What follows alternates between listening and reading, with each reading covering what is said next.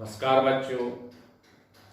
आज हम आपके थर्ड चैप्टर के लिए आगे बढ़ाते हुए एक नई हेडिंग पर आज हमें समझना है और बोर्ड के अनुसार ये इम्पोर्टेंट आपको बहुत है, क्योंकि ये हेडिंग आपकी आती रहती है। तो इसको आपको अगर समझ में नहीं आता है तो इस वीडियो को कम से कम आप एक दो बार देखेंगे तो वो वीडियो आपको समझ में आएगा। इस हेडिंग का नाम है एक समान वैद्युत क्षेत्र में आवेशित कण का गमन पथ।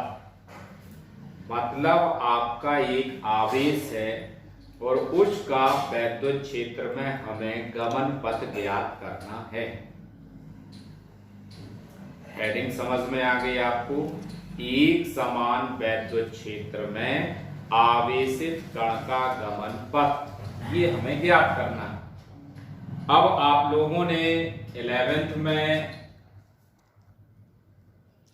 प्रक्षेप गति के बारे में या छोटी क्लासों में भी है आपकी प्रक्षेप गति। प्रक्षेप गति किसे कहते हैं तो आपने उसमें देखा होगा कि उसमें समझा होगा कि जब किसी बॉल को हम इस तरह फेंकते हैं तो वो बॉल आपकी इस तरह जाकर के आगे की तरफ गिर जाती है, तो उसका जो शेप आता है आपने अध्ययन किया हो इस तरह आता है। तो इसे हम क्या कहते हैं? प्रक्षेप गति। यही आपका टॉपिक, इसी प्रक्षेप गति पे आधारित ही ये टॉपिक है आपका फिजिक्स में। एक समान वैद्युत क्षेत्र में आवेशित कण की गति या गमन पथ। तो वहां आपने पढ़ा था प्रक्षेप गति के बारे में, और यहां हमें पढ़ना है एक समान वैद्युत क्षेत्र में आवेशित कण का गमन पथ। तो इतना तो आपको समझ में आ गया। अब हम सबसे पहले चित्र को समझते हैं कि चित्र क्या है। दो एक समान धातु की प्लेटें हैं जो एक दूसरे के समांतर कुछ दूरी पे रखी गई हैं। इनमें एक समान वैद्युत क्षेत्र है। यदि आप इनके किनारों वाले स्थानों को छोड़ दें तो बाकी सभी पूरे स्थान पर वैद्युत क्षेत्र एक समान है। यहां ई एक इलेक्ट्रॉन कण है जो आपका भी वेग से वैद्युत क्षेत्र में क्या करेगा? गति करेगा। यदि ऊपर वाली प्लेट आपकी धन आवेशित है और नीचे वाली प्लेट ऋण आवेशित है, जैसे कि आपको माइनस और प्लस चार्ज दिख रहे होंगे, तो उस स्थिति में आपका जो वैद्युत क्षेत्र की दिशा होगी वो कागज तल के नीचे की ओर होगी। और इसी तरह यदि आप नीचे प्लस चार्ज कर देते हैं और नेगेटिव चार्ज ऊपर कर देते हैं तो यही दिशा आपकी पलट जाएगी और वैद्युत क्षेत्र की दिशा आपकी कागज तल के ऊपर हो जाएगी।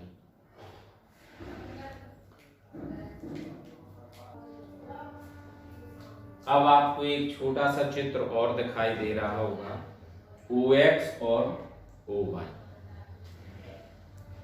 इस चित्र के अनुसार आप देख रहे हैं कि X अक्ष है और ये Y अक्ष है।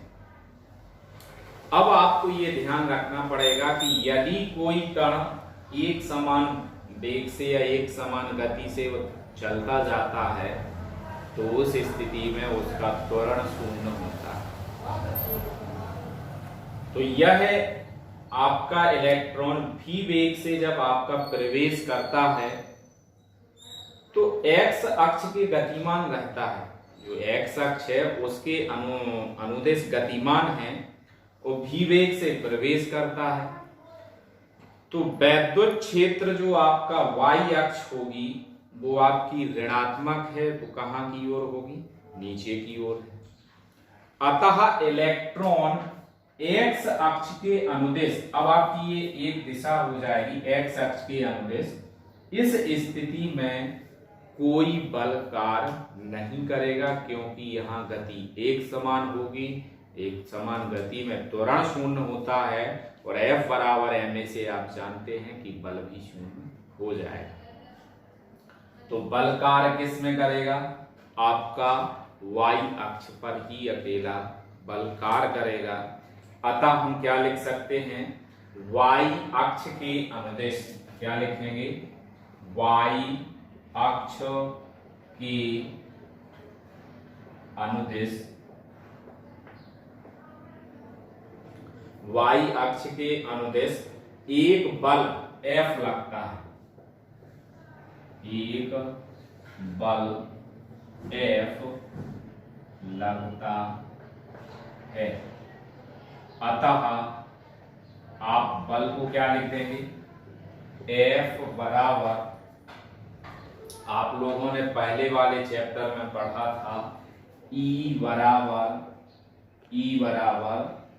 F upon Q। तो इससे हम F का मान निकालते हैं। तो F बराबर यहाँ आवेश की जगह क्या है? E, और आपका तीव्रता क्या होगी? कैपिटल। तो आपका F बराबर बल क्या प्राप्त हो गया? E small e into capital. अब इस बल के कारण इलेक्ट्रॉन में जब गति उत्पन्न हो जाती है, इस बल के कारण जब इलेक्ट्रॉन में गति उत्पन्न होगी तो कण का त्वरण उत्पन्न हो जाएगा। तो उस पे हम क्या लिख सकते हैं कि इस बल के कारण इलेक्ट्रॉन की गति में उत्पन्न त्वरण, इस बल के कारण इलेक्ट्रॉन की गति में उत्पन्न त्वरण क्या आ जाएगा आपका? E बराबर F अपॉन m। यहां m हम कण का द्रव्यमान मान लेंगे, E त्वरण हो गया, F बल हो गया। अब आप इस समीकरण से F का मान किस में रख देंगे? इसमें रख देंगे तो आपकी वैल्यू क्या आ जाएगी? इसी में त्वरण क्या प्राप्त हो जाएगा? E capital E upon small m। अब चूंकि कण x अक्ष के अनुदिश गति कर रहा है और इस गति में त्वरण उत्पन्न नहीं होता है, तो आपकी त्वरण उत्पन्न नहीं होता है तो बल भी शून्य है। तो x अक्ष के अनुदिश कण द्वारा चली गई दूरी, ये आप लोग लिखते जाएंगे, हम अकेला आपका मैथमेटिकल पार्ट समझाते जाते हैं। तो हम क्या लिखेंगे? x अक्ष के अनुदिश कण द्वारा चली गई दूरी। तो आप जानते हैं चाल बराबर क्या होता है? दूरी बटे समय। तो यहां दूरी लिख देंगे, दूरी क्या आ जाएगी? x बराबर चाल क्या है? v, उस समय हमने क्या मान लिया? t। तो x बराबर क्या निकल आया हमारा? v into T. अब चूंकि कण जब चलना x अक्ष के अनुदिश प्रारंभ करता है तो प्रारंभिक स्थिति में जो आपका वेग होगा वो कितना होगा? u बराबर 0 होगा। अब y अक्ष के अनुदिश कण का प्रारंभिक वेग कैसा होगा? 0 होगा। लेकिन इलेक्ट्रॉन की गति में त्वरण जो a उत्पन्न, जो इलेक्ट्रॉन आपका गति करता है y अक्ष के x अक्ष के अनुदिश, तो ऊपर y अक्ष के दिशा में जो गति होगी उसमें त्वरण उत्पन्न a हो जाता है। तो y अक्ष में वेग आपका निरंतर इलेक्ट्रॉन का बढ़ता जाएगा। y अक्ष के अनुदिश कण का वेग बढ़ता जाता है और इस दिशा में, किस दिशा में? y अक्ष की इस दिशा में कण द्वारा चली गई दूरी।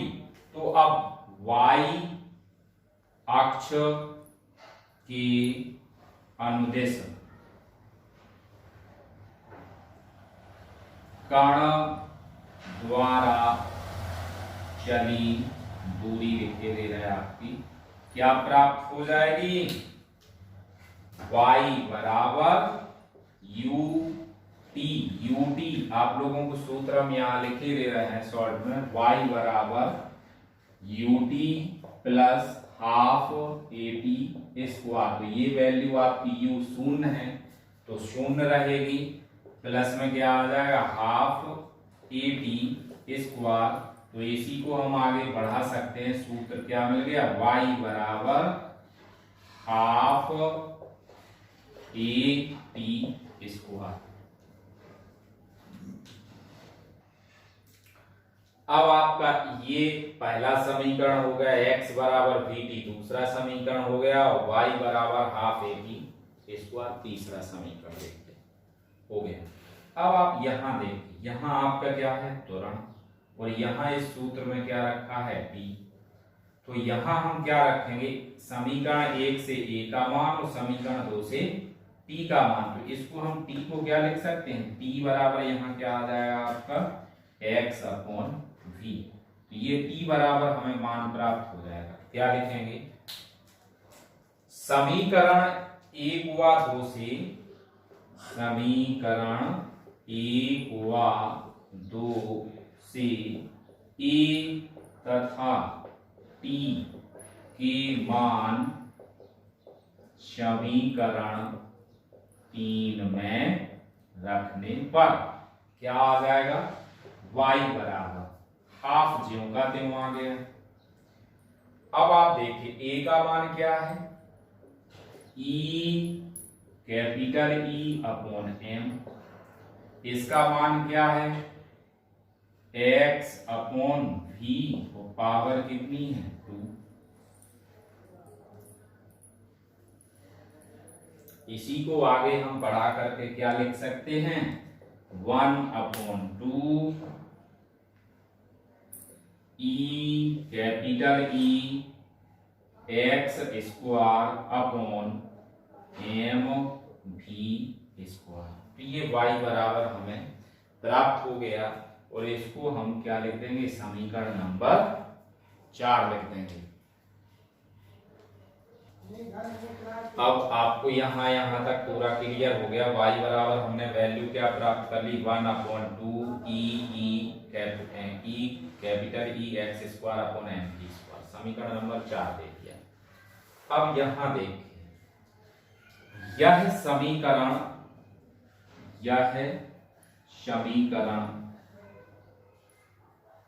y बराबर c x स्क्वायर, y बराबर सी एक्स स्क्वायर के रूप में है, जो एक परवलय का समीकरण होता है। तो यह समीकरण भी आप लोग देखिए y बराबर x, तो इस पूरी वैल्यू को हम क्या मान लेंगे? a। किसको? 1 upon 2 small e capital E upon M B square को मान लेंगे c, और x आपका रहेगा।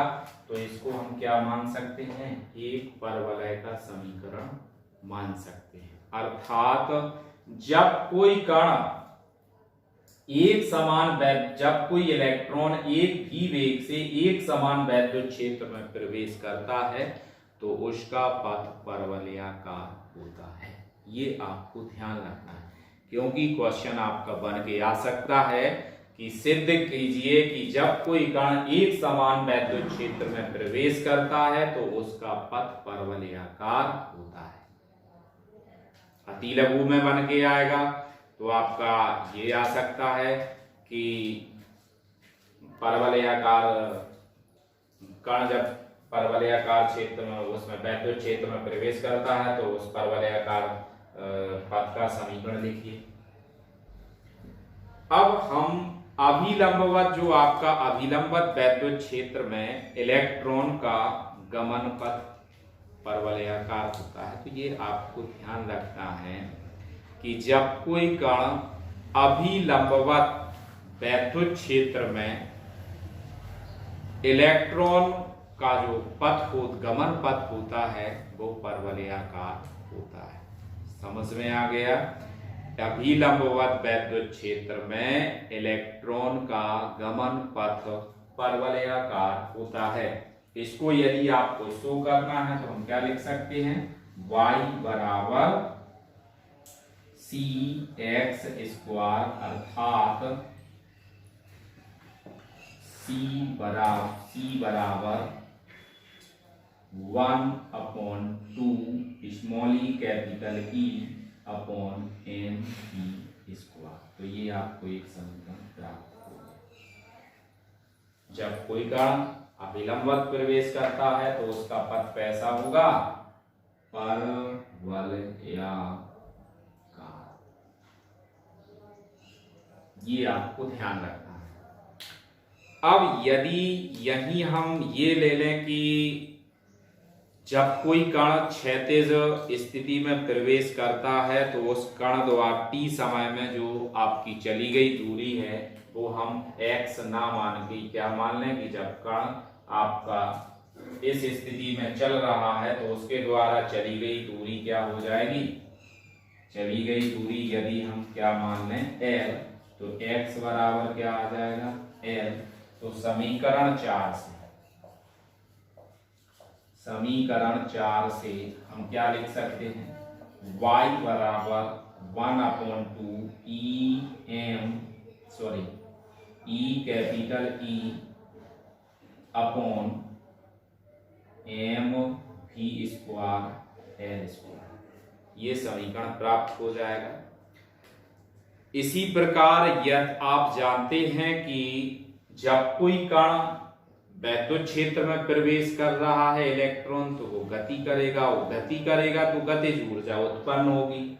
जब गतिज ऊर्जा उत्पन्न होगी तो आप लोग जानते हैं K बराबर कितना होता है, हाफ एम भी स्क्वायर। अब आप इस सूत्र को देखिए, इस सूत्र में एम भी स्क्वायर है तो यहां से हम एम भी की वैल्यू निकालेंगे। एम भी स्क्वायर बराबर कितना आ गया, 2K। अब इसका मान कहां रख देंगे, तो इसका नाम क्या दे दें, समीकरण नंबर 5। तो यहां क्या लिख सकते हैं हम, समीकरण 5 से, समीकरण 5 से एम भी स्क्वायर का मान कहां रख देंगे, समीकरण 5 में। तो क्या आ जाएगा, y बराबर capital small e capital E upon में देखे 2 ये पहले से था और 2 ये आ गया तो कितना हो गया 4K, और यहाँ क्या हो गया L स्क्वायर। तो एक नया समीकरण क्या प्राप्त हो गया, y बराबर स्मॉल ई upon 4K into L square. यह डेरिवेशन आप लोग अच्छे से देख लीजिए। सबसे पहले हम यहाँ समझाते हैं कि आपका जब एक्स अक्ष के अनुदेश प्रवेश करता है तो एक्स अक्ष में एक समान गति करने के कारण त्वरण शून्य होता है, तो उस स्थिति में बल उत्पन्न नहीं होगा। और वाई अक्ष के अनुदेश हम यदि आकलन करते हैं तो कण वाई अक्ष में ए त्वरण से गति करता है, तो एफ वाई अक्ष के अनुदेश एक बल लगेगा तो वैद्युत क्षेत्र में लगने वाला बल निकाल देंगे। जब कण पर बल लग रहा तो इस बल के कारण वो गति करता, तो गति के कारण त्वरण उत्पन्न होता, तो त्वरण क्या आ गया, ए बराबर एफ अपॉन एम। अब ये एफ का मान यहाँ रख दिया, समीकरण नंबर 1 हो गया। अब एक्स अक्ष के अनुदेश त्वरण तो उत्पन्न नहीं होता, लेकिन गति कर रहा है तो दूरी तो चलेगा, तो हम दूरी लगा देंगे। दूरी बराबर 4 इंटू समय, तो x बराबर v इंटू टी आ गया, समीकरण नंबर 2 हो गया। इसके साथ y अक्ष के अनुदेश, अब कण y अक्ष x अक्ष के अनुदेश नहीं, अब हम y अक्ष पे विचार करते हैं। कण y अक्ष पे जा रहा है तो प्रारंभिक स्थिति में y अक्ष के अनुदेश प्रारंभिक वेग 0 होगा, तो y बराबर ut plus half at square के सूत्र से y बराबर 0 प्लस हाफ at स्क्वायर, तो y बराबर हाफ at स्क्वायर आ गया, समीकरण नंबर 3 हो गया। अब समीकरण 1 से और समीकरण 2 से t बराबर x अपॉन v मान हम समीकरण 3 में रख देंगे, ये आपका समीकरण नंबर 4 आ जाता है। और यह समीकरण नंबर 4 y बराबर सी एक्स स्क्वायर एक परवलय के समीकरण को व्यक्त करता है, अर्थात हम c बराबर 1/2 e/m/v² लिखते हैं तो आपका सूत्र y बराबर cx² बन जाता है। तो आपका यह हम कह सकते हैं कि जब कोई कण अभिलंबवत, जब कोई वैद्युत क्षेत्र में अभिलंबवत इलेक्ट्रॉन प्रवेश करता है तो उसका जो गमन पथ होता है वो परवलयाकार होता है। अब x अक्ष पे चली गई दूरी तो हम ज्ञात कर सकते हैं, तो हमने माना कि x अक्ष पे चली गई दूरी उसकी l है, तो x की जगह पे l रख दिया। अब कण गति कर रहा है तो उसमें गतिज ऊर्जा उत्पन्न होगी, 1/2 mv² गतिज ऊर्जा आ गई, mv का मान निकाल गया और ये लास्ट में हमारा समीकरण आ जाता है। तो आपको ये समझ में आ गया होगा, देख लीजिए सही से।